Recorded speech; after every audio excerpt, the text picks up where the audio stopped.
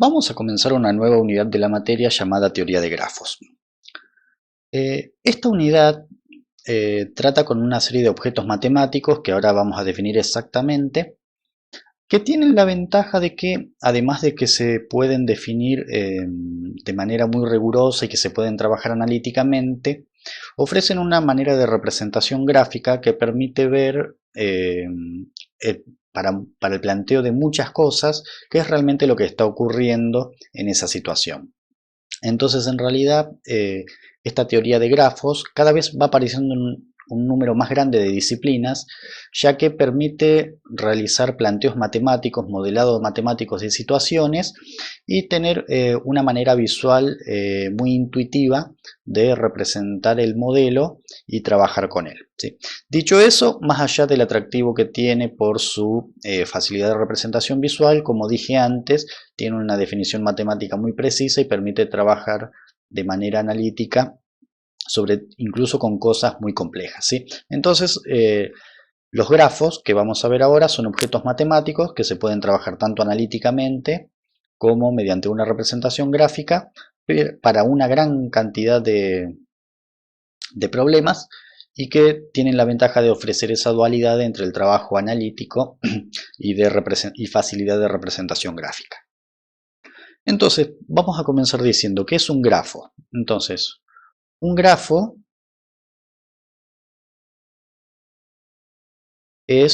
matemáticamente es una terna formada por tres elementos que vamos a llamar generalmente B y A y delta, donde se cumplen las siguientes condiciones. Primero, B, que es un conjunto que nunca puede ser vacío, es un conjunto cuyos elementos se llaman vértices.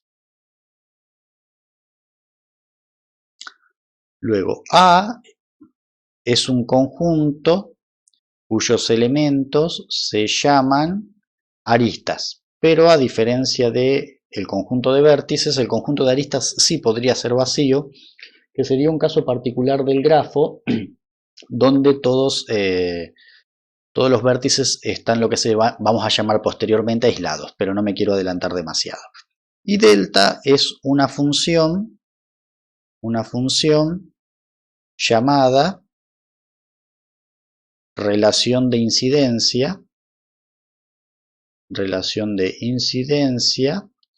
que tiene, entonces vamos a hacer esta línea más prolija, llamada relación de incidencia, que lo que me establece es básicamente entre qué par de vértices trabaja cada una de las aristas, es decir, es una función que tiene como dominio el conjunto de aristas y como imagen tiene un conjunto X, donde ese X es un conjunto formado por todos los subconjuntos de la forma U y B, donde, bueno, le voy a poner otra letra para no confundir la B del conjunto con la B del elemento, tal que U y W pertenecen a B. Es decir, tiene como dominio el conjunto de aristas y a cada arista le asigna un subconjunto de dos elementos del conjunto original de vértices y todos esos forman un conjunto X, ¿sí? No podemos poner directamente, por ejemplo, el conjunto potencia del conjunto de vértices porque la imagen de una arista no puede ser un subconjunto. Si el conjunto de vértices tuviese, no sé, 8 elementos, yo potencialmente en el conjunto potencia podría tener un subconjunto de 5 elementos, por decir algo, ¿sí? Entonces, este conjunto X está formado por subconjuntos de 2 elementos del conjunto de vértices. Bueno, y la facilidad que tiene esto es que permite representarse gráficamente de manera bastante simple. Lo que se suele hacer es colocar un punto por cada vértice que contiene el grafo, y lo vamos a llamar, por ejemplo, 1, 2, 3, 4 y 5. Se le puede poner el nombre que uno quiera, no tienen por qué ser números ni por qué estar en orden. Y las aristas generalmente se representan con una línea que indica cuáles son los dos vértices que conecta esa arista. Podríamos tener incluso aristas que empiezan y terminan en el mismo vértice, es decir, que U y W sean el mismo. Podemos tener más de una arista que conecte el mismo par de vértices, por ejemplo así. 5, por ejemplo, vamos a hacer el 5 con el 5, el 5 con el 5 otra vez. Entonces, esto sería un ejemplo de grafo. Los puntos que están en azul son los vértices, en rojo están dibujadas las aristas. Entonces, si uno quisiese hacer en este caso, la tabla de la relación de incidencia estaría constituida de la siguiente manera. Entonces, uno colocaría, vamos a colocarle nombres a las aristas, vamos a llamarle A, B, C, D, E, F, G, H e I, pero se pueden llamar absolutamente cualquier cosa. Entonces lo que vamos a decir es, para cada elemento del conjunto de aristas y cuál es la imagen que le corresponde. Entonces, por ejemplo, para la arista A incide sobre, bueno, ahí me adelanto una palabra, trabaja sobre los vértices 1 y 2, B conecta los vértices 2 con 2. Una cosa importante, en el caso de los grafos, cuando tenemos una arista como la arista B que sale y vuelve a llegar al mismo vértice, por más que desde el punto de vista de conjuntos el 2 se escribiría una sola vez, acá se escribe el 2 dos veces, como para indicar claramente que la arista B trabaja dos veces sobre el mismo vértice. Luego el C sería el 1 con el 3, o el 3 con el 1 es lo mismo, pues las aristas no tienen dirección. Luego tenemos la D que conecta el 3 con el 4, la E que conecta el 3 con el 4, la F que conecta el 3 con el 4, la G que conecta el 4 con el 5, la H que conecta el 5 con el 5 y la I que conecta el 5 con el 5. Entonces de esa manera uno establece la tabla de la relación de incidencia. Si la imagen de una determinada arista es el subconjunto formado por U y B, se dice que A incide sobre los vértices U y B. Y en este caso los vértices U y B reciben el nombre de adyacentes. Entonces dos vértices se llaman adyacentes cuando están conectados por una arista. Este conjunto de vértices, además de ser no vacío, podría ser finito o infinito. Dependiendo de que el conjunto de vértices sea finito o infinito, lo será el grafo asociado, es decir, podría llegar a tener un grafo infinito, si bien no lo podría representar, pero conceptualmente lo podría tener, o lo que es más común, un grafo finito.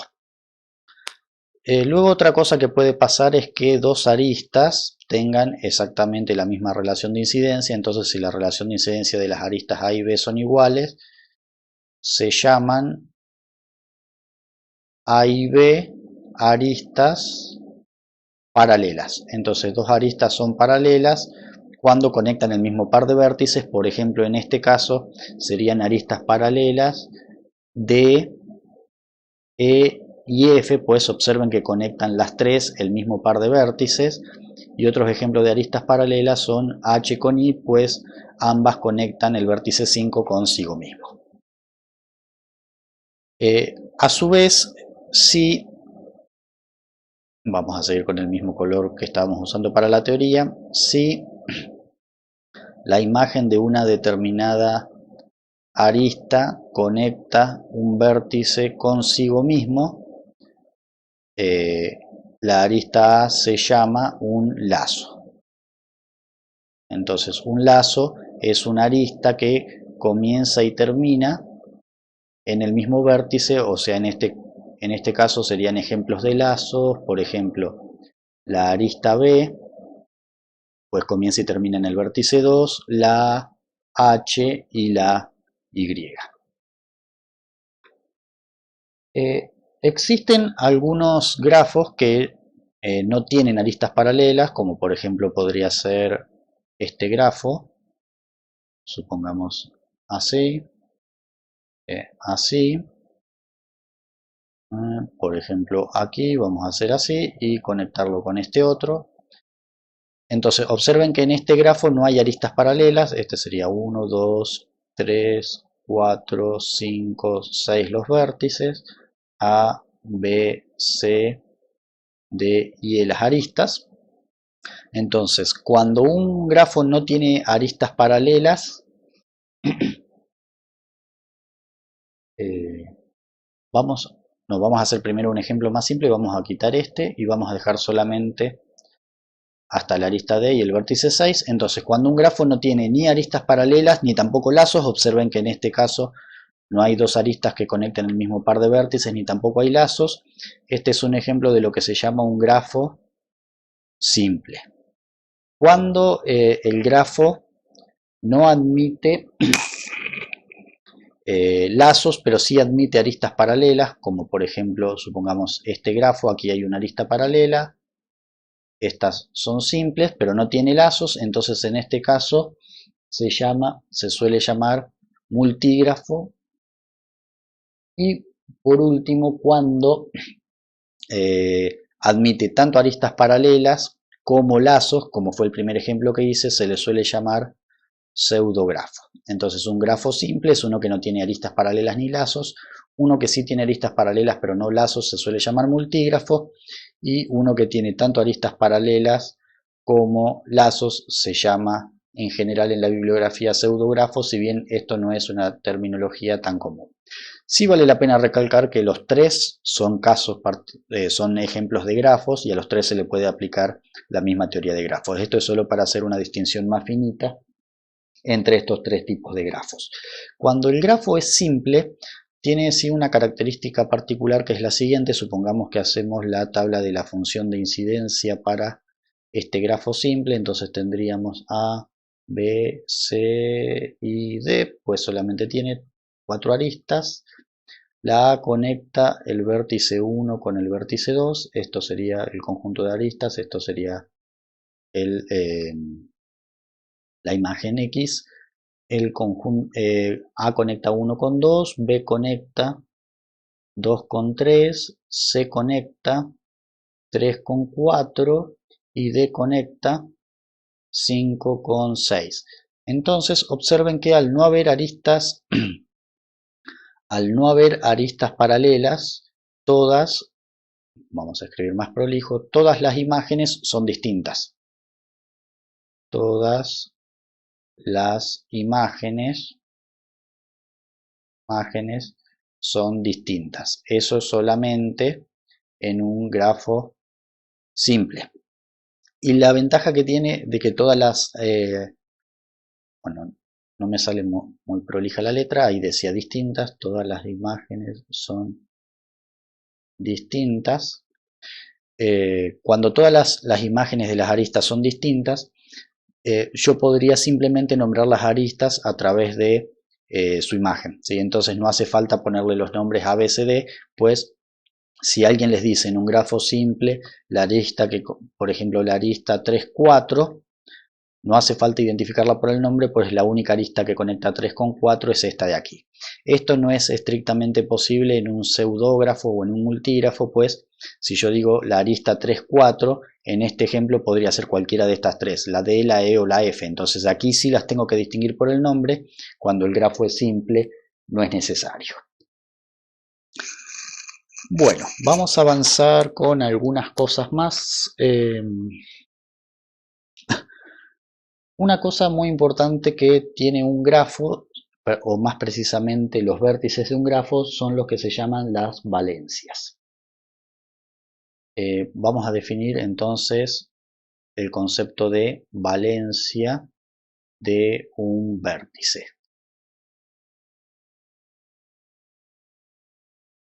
Dado U un vértice del conjunto de vértices, se llama valencia de U, y lo vamos a denotar generalmente como val de U o en algunos casos se le suele llamar también grado en lugar de valencia, ¿sí? Valencia o grado de un vértice es lo mismo, entonces suele denotar como val de U o GR de U, o algunos lo llaman deg de U, de grado en inglés. En cualquiera de los tres casos significa lo mismo, y esto representa el número de aristas que inciden en U. O sea, lo que cuenta es el número de aristas que trabajan sobre un determinado vértice. Entonces, por ejemplo, en este caso vamos a hacer, para el primer ejemplo que yo hice, para este de aquí, vamos a hacer una tabla donde vamos a poner, vamos a limpiar esto, y entonces vamos a hacer una tabla donde vamos a poner los vértices, que eran 1, 2, 3, 4 y 5. Entonces estos serían los elementos de vértice, este sería el elemento U que pertenece a B, y esta sería la valencia del respectivo vértice. Entonces para el 1, fíjense que tenemos dos aristas que inciden en el 1, así que su valencia sería 2. Para el vértice 2 tenemos esta arista A, y la arista B, fíjense que tanto sale como llega al vértice 2, entonces se considera que en este caso incide dos veces, entonces la valencia del vértice 2 sería 3. Luego para el vértice 3 tenemos esta C que llega, D, E y F, así que aquí sería 4. Para el 4 tendríamos 1, 2, 3, 4 también, pues las 3 que llegan y G. Y para el 5 tenemos una, que es la arista G, y la H y la I, como son lazos, inciden dos veces sobre 5, así que tendríamos 5 en total.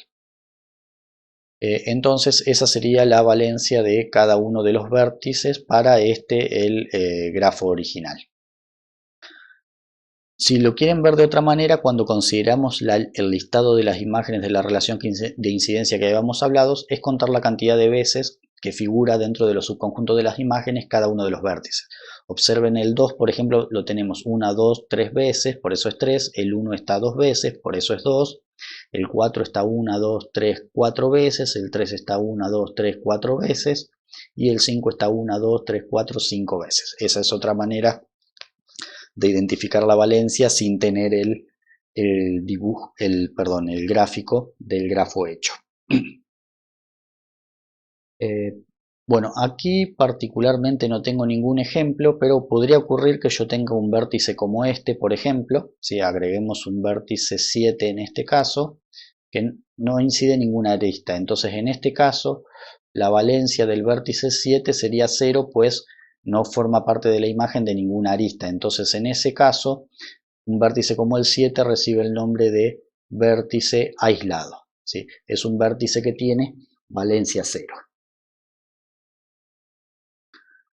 Bueno, dos cosas con respecto a la valencia de un grafo. Primero, notemos que vamos a hacer la suma de todas las valencias del grafo.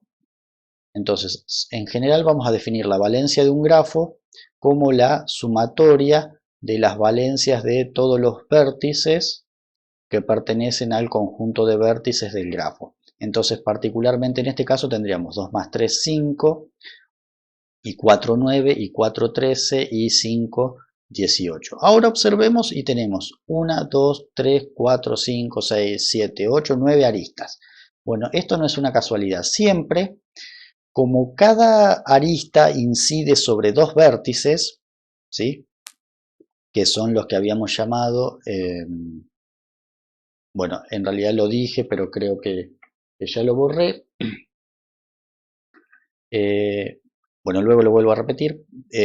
Cada arista incide sobre un par de vértices que también se suelen llamar sus extremos. Entonces, como cada arista incide sobre dos vértices, siempre la valencia total de un grafo va a ser el doble del número de aristas. Entonces, eso es un teoremita que podemos escribir, por ejemplo. Bueno, no quiero borrar nada que luego me arrepienta. Vamos a anotarlo por aquí, por las dudas no voy a borrar aún esos grafos. Entonces vamos a agregar aquí un teoremita que dice que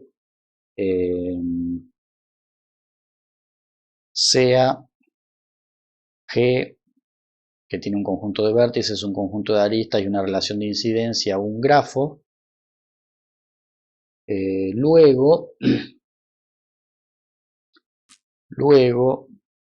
la valencia del grafo, que es la sumatoria para todos los vértices que pertenecen al conjunto de vértices de sus valencias, siempre es igual al doble del cardinal del conjunto de aristas, o sea, el doble del número de aristas.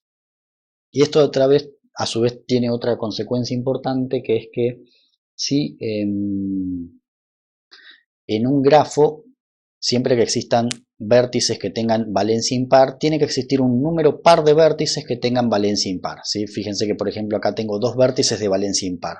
Lo que esto quiere decir es que en un grafo yo no puedo tener, por ejemplo, 7 vértices de valencia impar, porque cuando yo sume esos 7 números impares, me va a dar como resultado un número impar, entonces la valencia del total del grafo me daría impar y rompería con este teorema, ¿sí? Que intuitivamente, si bien no lo probamos, uno ve que no lo podemos romper por lo que dije anteriormente, que como cada arista incide sobre dos vértices, pudiendo ser esos dos vértices el mismo, entonces cada arista contribuye con un número de par, con un número 2 de valencia a la valencia total del grafo. Bueno, esto que yo he venido mencionando hasta ahora es particularmente algo que recibe el nombre de grafos no dirigidos, ¿sí? En realidad, esto que yo definí hasta ahora son estrictamente lo que se llaman grafos no dirigidos, pero existe también lo que se llama un grafo dirigido o dígrafo. Entonces vamos a ver cómo varía eso. Entonces aquí lo que vamos a hacer es definir un grafo dirigido, o el nombre más común que recibe es dígrafo. Dígrafo o grafo dirigido. Y como se imaginarán, lo de grafo dirigido o dígrafo viene porque las aristas ahora van a tener un sentido. Entonces, es una terna. Cuando se trata de un dígrafo, yo voy a ir poniendo los cambios en rojo en realidad, para que luego quede anotado. Cuando es un dígrafo, la relación de incidencia se suele llamar gamma. Esto no cambia, B es el conjunto de vértices, A es el conjunto de aristas, y ahora la relación de incidencia ya no va a ser un subconjunto, sino que para que esto tenga un sentido, va a ir en el producto cartesiano del conjunto de vértices con el conjunto de vértices. Es decir, que a cada arista lo que le vamos a asignar es un par ordenado de vértices. Par ordenado de vértices. Entonces, al ser un par ordenado, va a importar el orden y por eso la arista va a tener un sentido. Entonces vamos, por ejemplo, a colocar aquí así, así, vamos a colocar así, no tiene por qué ir para el otro lado, vamos a colocar así, vamos a colocar así, vamos a colocar así, vamos a colocar así, bueno, y este evidentemente van a ser así. Entonces vamos a reescribir ahora la relación de incidencia para este dígrafo en realidad. Entonces ahora para A va a ser el par de 1 a 2, ¿sí? Pues sale de 1 y llega a 2.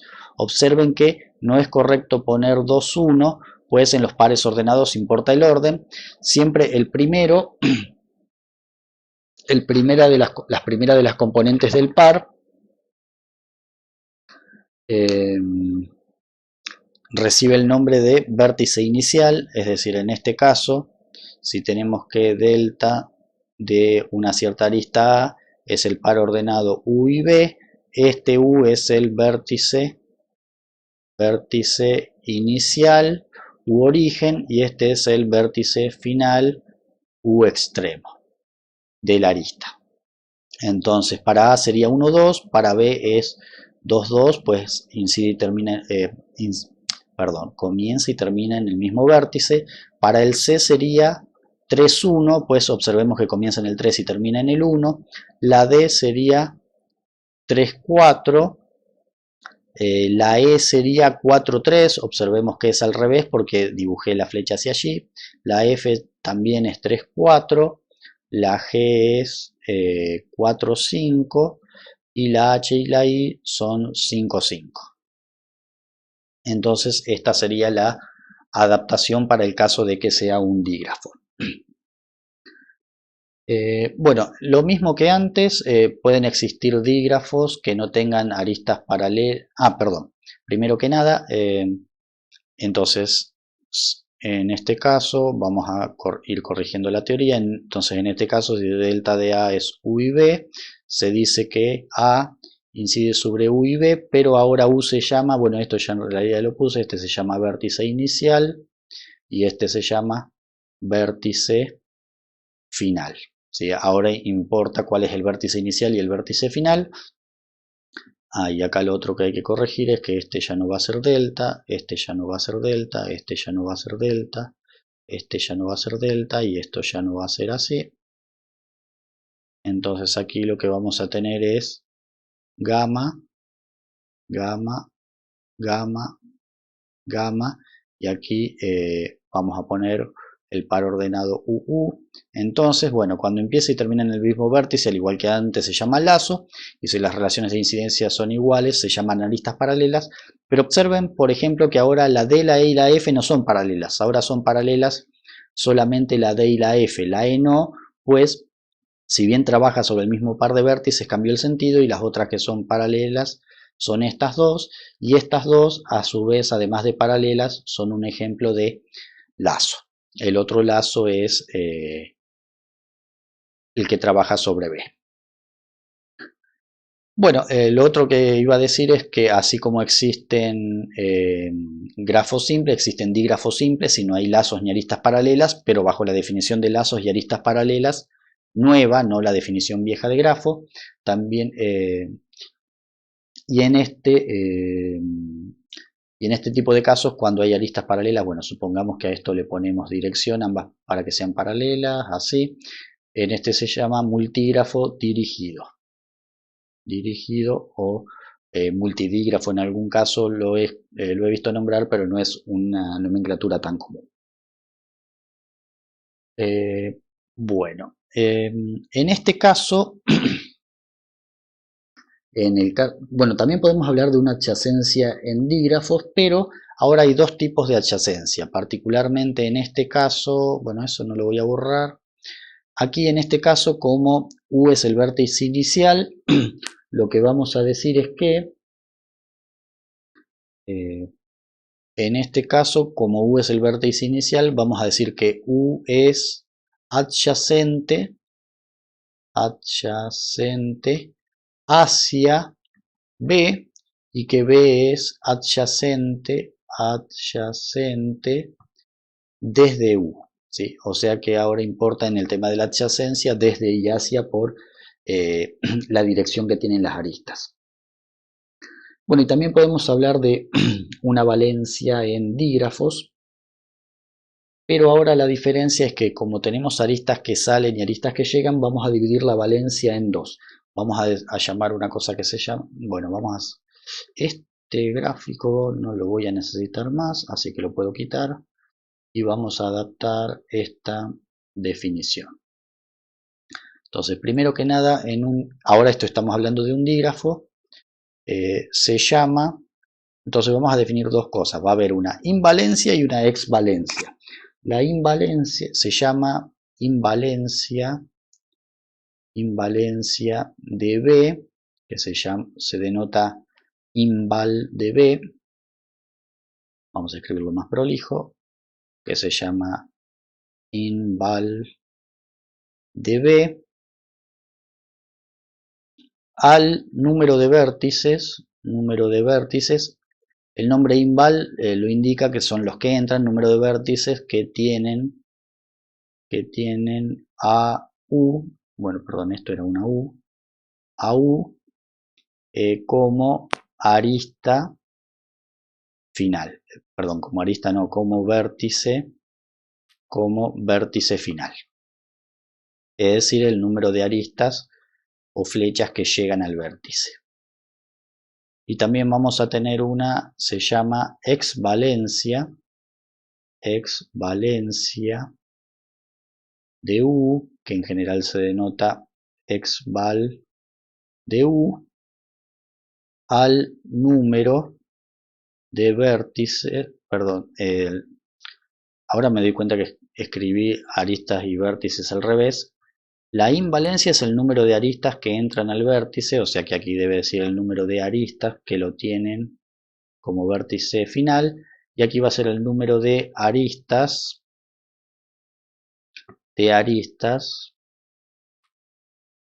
que tienen a u como vértice inicial, o sea las que salen del vértice. Y finalmente vamos a definir la valencia de un vértice como la suma de su invalencia más su exvalencia. Entonces vamos a hacer ese cálculo para el dígrafo que estamos tomando como ejemplo. Entonces ahora vamos a tener varias columnas. Vamos a tener una columna que se va a llamar invalencia de u, una columna que vamos a llamar exvalencia de u y una columna que vamos a llamar valencia de u. Entonces, por ejemplo, en este caso, de 1 sale una arista y llega una, así que su invalencia y su exvalencia es 1, así que su valencia es 2. En el 2 entra una y esta cuenta tanto que sale como que entra, así que esto sería una que sale y dos que entran, que son la arista A y la arista B. En el caso del 3 tenemos una que sale, tres que salen y una que entra, así que la invalencia sería 1 y las que salen son 3. Bueno, aquí la valencia total sería 3, aquí sería 4. En el caso del vértice 4 tenemos 1, 2 que llegan, 1, 2 que salen, 2, 2 y 4. Y en el caso de 5 tenemos 1, 2, 3 que entran y 2 que salen. Entran 3, salen 2 para una valencia total de 5. Entonces observemos que la suma de la invalencia me da 1, 3 y 3 son 6 y 3 son 9, y la suma de la exvalencia me da 5 y 4, 9, o sea, la invalencia como la exvalencia deben sumar, fíjense, recuerden que teníamos 1, 2, 3, 4, 5, 6, 7, 8, 9 aristas, tanto la invalencia como la exvalencia deben sumar el número de aristas. Bueno, aquí la valencia total de G sería 5 y 5, 10, 18, como era de esperarse. Esta sería la valencia de G, pero ahora G es un dígrafo. Entonces, podríamos modificar el teorema, un teorema similar al que habíamos escrito anteriormente y decir que sea B formado por un conjunto de vértices, un conjunto de aristas y una relación de incidencia, un dígrafo. Luego, lo que podemos concluir es que la sumatoria para todos los vértices que pertenecen al conjunto de vértices de la invalencia, que sería lo que hice en esta columna, es igual a la sumatoria sobre todos los vértices de la exvalencia, y eso coincide con el cardinal del conjunto de aristas. Eso se cumple siempre en un dígrafo. Bueno, ya nos falta mucho para ir cerrando este primer video. Dado un determinado dígrafo, voy a hacer un ejemplo más sencillito aquí. Supongamos que tenemos este dígrafo.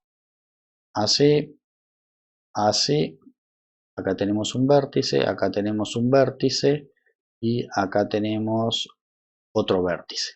¿Sí? Este sería otro vértice. Entonces, si uno realiza exactamente, o sea, este sería G, un dígrafo, y si uno realiza exactamente el mismo grafo, pero sin ponerle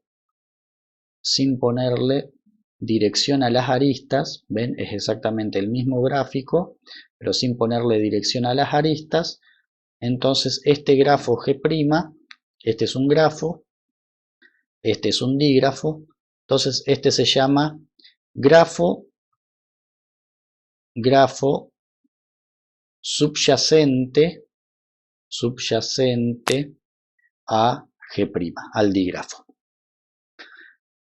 ¿Por qué se hace esto? Porque vamos a ver en algunas cuestiones relacionadas con la teoría, pero más adelante en la unidad, que hay algunas cosas que se pueden analizar como grafos, pero que no se pueden analizar en un dígrafo, y sería necesario en algunos casos poder analizarla en un dígrafo. Entonces, para poder hacer ese análisis, lo que se hace muchas veces es, si bien no es exactamente lo mismo, tomar para un dígrafo al cual no se le puede aplicar un cierto análisis, el grafo subyacente, y aplicar el análisis sobre el grafo y tratar de extraer conclusiones.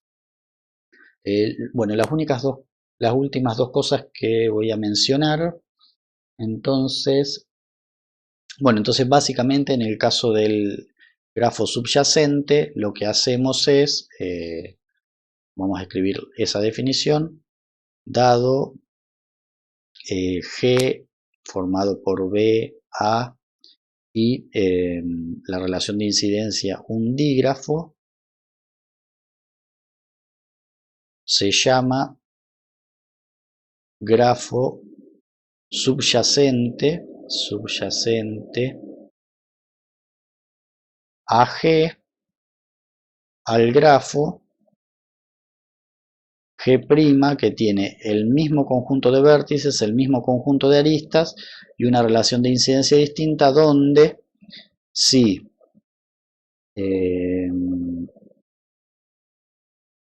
la relación de incidencia de la arista A era el par ordenado U y B, eso implica que para esa misma arista A, la relación de incidencia en el grafo va a ser U y B, pero considerados como subconjunto. Entonces, esencialmente le estamos quitando la dirección a la arista.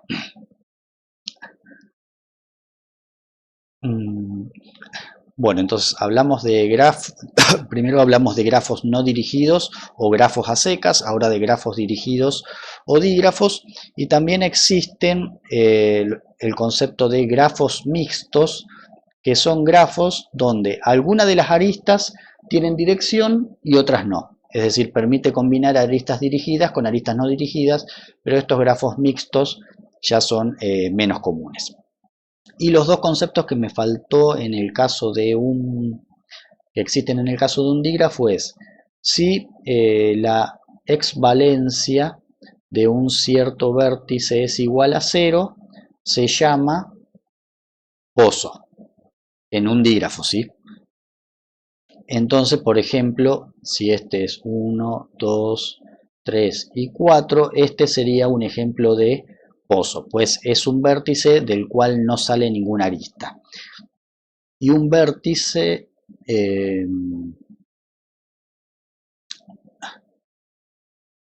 entonces esta sería exvalencia igual a 0, este se llama pozo, y luego aquellos vértices donde, a ver si tengo alguno en este ejemplo. Bueno, vamos a suponer que acá tuviésemos un vértice que vamos a llamarle 5, que trabaja directa, que tiene una sola una arista que va hacia 3 y una que va hacia 1, pero fíjense que en este caso la invalencia del vértice 5 es 0. Entonces, si la invalencia de un cierto vértice U es 0, se llama fuente. Son dos tipos de vértices que en el grafo no existían. Bueno, ahora sí, para empezar a terminar este video, algunos grafos especiales que vamos a utilizar durante la materia, solamente algunos. Entonces estos se llaman grafos especiales porque son bastante conocidos en la literatura y muchas veces se los refiere directamente por su nombre, dando a entender lo que son. El primero de ellos es el llamado grafo completo, que se suele denotar KN en la literatura. consiste de n vértices, n mayor o igual a 2, donde hay una arista que conecta cada par de vértices. Entonces, por ejemplo, con 3 vértices, este conectado con este conectado con este y este conectado con este, sin lazos ni aristas paralelas. Eso sí vale la pena aclarar, sin lazos ni aristas paralelas. Entonces este sería, por ejemplo, K3. Son 3 vértices, todos conectados con todos.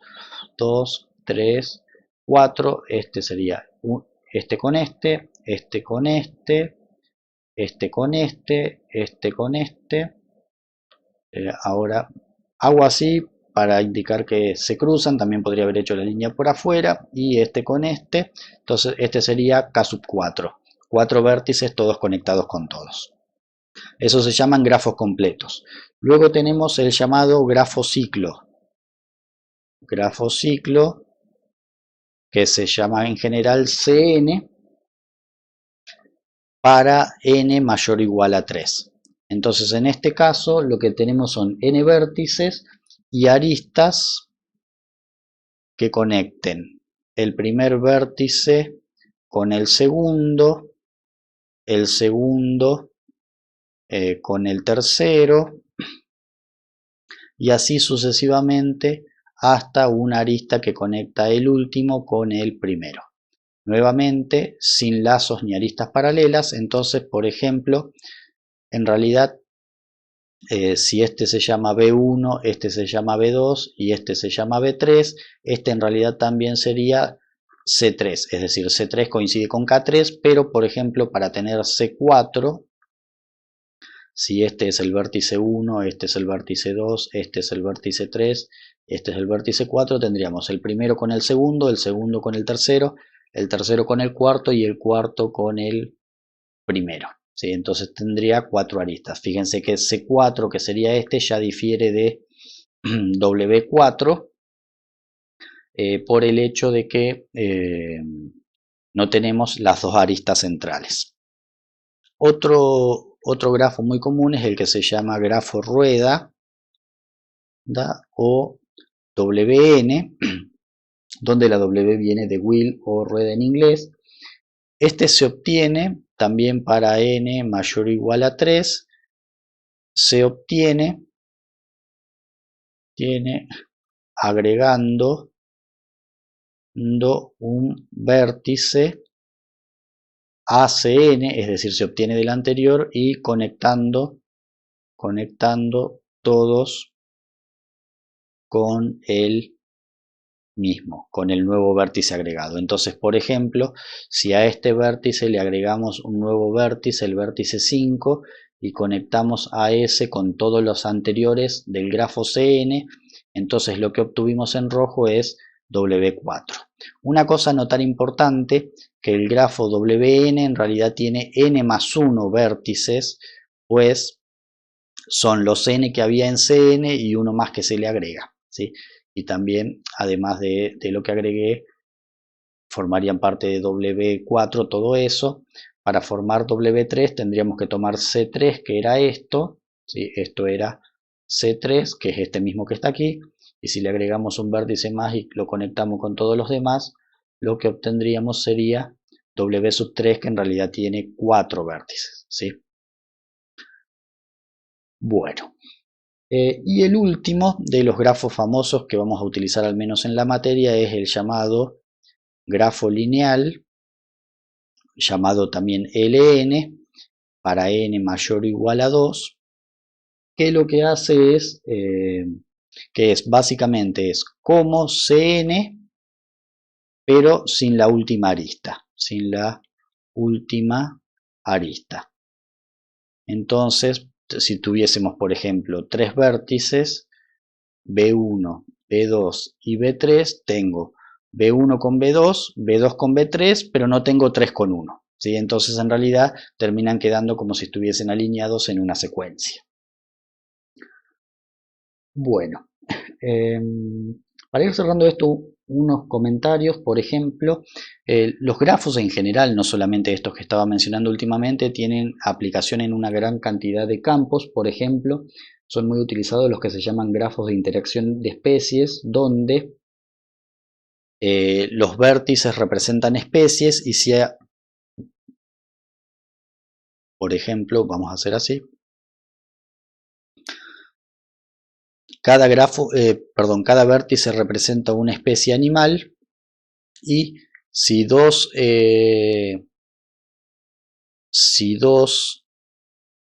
especies compiten por un mismo recurso, se conectan por una arista. También pueden hacerse grafos de relación de personas, donde dos personas están conectadas por una arista cuando se conocen, por ejemplo. Grafos de influencia de persona, que podría ser algo similar a lo que ocurre en un organigrama, que ese más particularmente sería un dígrafo, donde la dirección de la arista me indica quién es jefe sobre quién.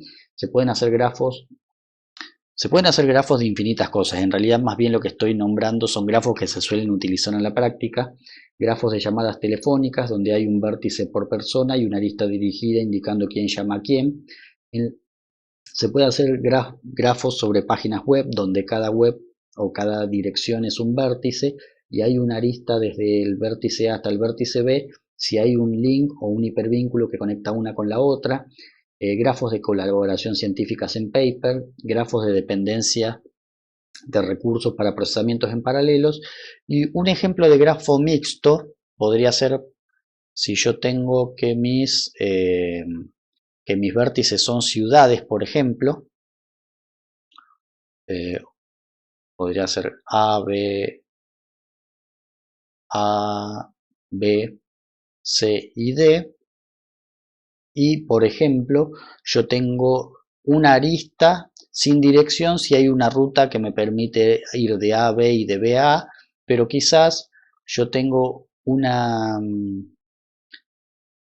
ruta que tiene un solo sentido desde A hasta B, entonces ahí colocaría una flecha dirigida. Por ejemplo, así puedo ir desde A hasta D, pero no puedo volver de D hasta A. Y si coloco así, puedo ir y volver entre A y C. Y quizás de D puedo ir a B, pero no volver, etc. Incluso esto podría servir, por ejemplo, también para calles, donde tengo algunas calles que tienen que son mano y contramano, no sé, como por ejemplo una avenida, y algunas calles que tengan una dirección particular. Bueno, esto fue una introducción a lo que son grafos y los términos más comunes y los conceptos más importantes como el de valencia. Todavía faltan agregar muchos más, la teoría de grafos es muy amplia, perdón. En el siguiente video voy a agregar algunos conceptos más, sobre todo relacionados con caminos, una cosa que se va a llamar caminos, que son muy importantes, y otra manera de representar grafos para empezar a trabajar en los ejercicios a partir del tercer video.